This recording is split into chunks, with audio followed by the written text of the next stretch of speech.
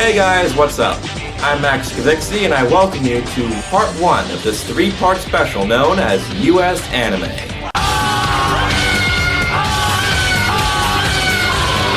Xiaolin Showdown.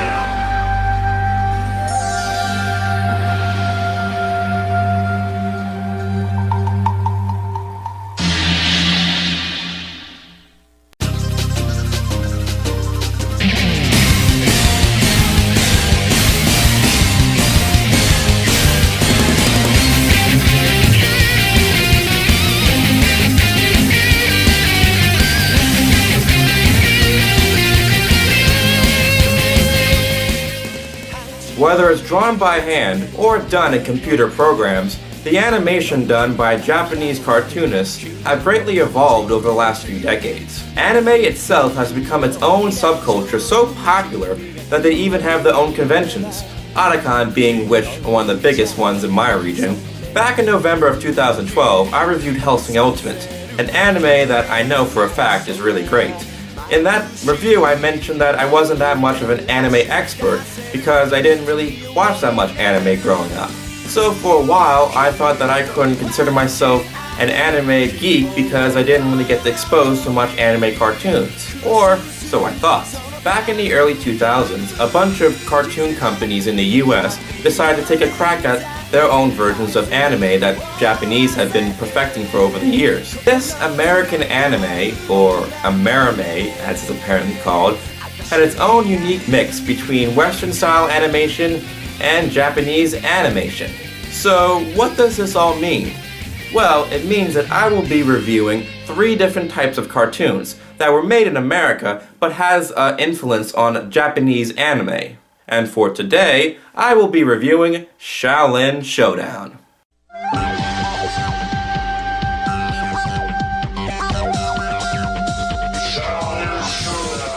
Now this show was quite popular in the Kids WB lineup back when it was still around. And it definitely had a lot of instances in which it screamed, this is an anime-influenced cartoon. I mean, with the whole Shaolin Temple, magical artifacts, and a talking dragon that can shapeshift into other things like a bigger dragon or even a boat. The story takes place in this Shaolin Temple hidden up in the mountains. These 4 monks, Raimundo, Kimiko, Clay, and Omi, are all trained by this guy named Master Feng, who has chosen these 4 monks in order to protect the world from certain evil. Now, what kind of evil are we talking about?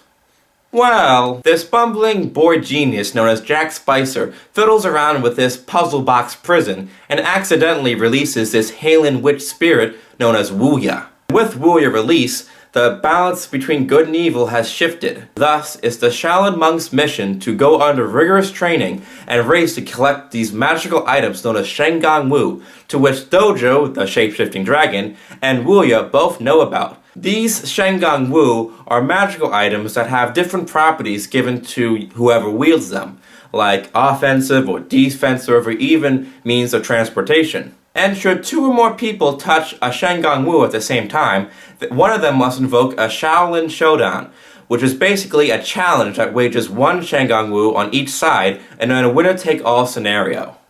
Wait a minute. This sounds like gambling. Does this sound like gambling to you guys?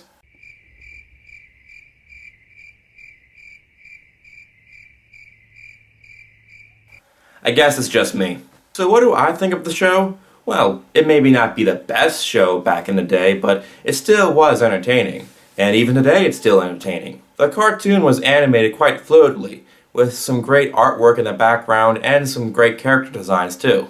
I personally think that the characters themselves is why the show is so entertaining. For example, Omi, who's the Dragon of Water, has grown up in the Shaolin Temple all of his life. So when he goes out to explore the world, he's always vastly intrigued by all the sights and sounds. There's also a running gag in the fact that he can't understand slang. Like, instead of saying peace out, he's saying peace on, and instead of the jig is up, he says the jig is down.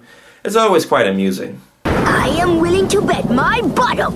That is where our shard is. That's your bottom dollar. That makes no sense at all. Kimiko is another character favorite of mine because she always has these funny, angry fits that just makes her seem really scary and really tough. It seems kind of stereotypical seeing how she is the dragon of fire, but either way, she has the best conniptions. Here's a wild thought. Maybe it's me. But you are a girl. Nay. And your point? Nothing. I like girls. And last but not least is Jack Spicer, who I can definitely say is the least threatening villain in most of cartoon history. I mean, he starts out intimidating with the whole army of jackbots in the first few seasons, but as they go along, he becomes more and more pathetic in the fact that if he's being a mama's boy, you can't really go into the dark without a flashlight. So when other villains like Mala Mala Jong or Chase Young come into the picture, Jack Spicer seems like the low end of the totem pole. And thus, he becomes the comedic relief of the entire show.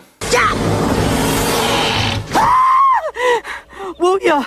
With you, it's hard to tell if I'm coming out of a nightmare or going into one! In conclusion, Xiaolin Showdown seems to be a really decent and well-made cartoon show. The series itself got a total of 52 episodes, which is the usual norm for most cartoon series. Some people may find nitpicks here and there within some episodes, but those are nitpicks that don't really mean much and don't really decrease the quality of the show itself. I mean, I distinctly remember waking up early on Saturday mornings to watch shows like these, and I think that itself is its own merit.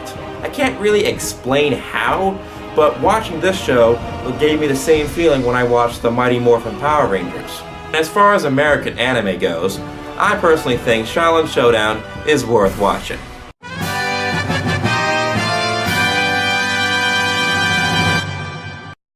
Well, that takes care of that cartoon series. Be sure to tune in next week for part 2 of U.S.Anime. Is this true, Master? Yes, but I didn't want to tell you until you were ready. I don't think he was ready.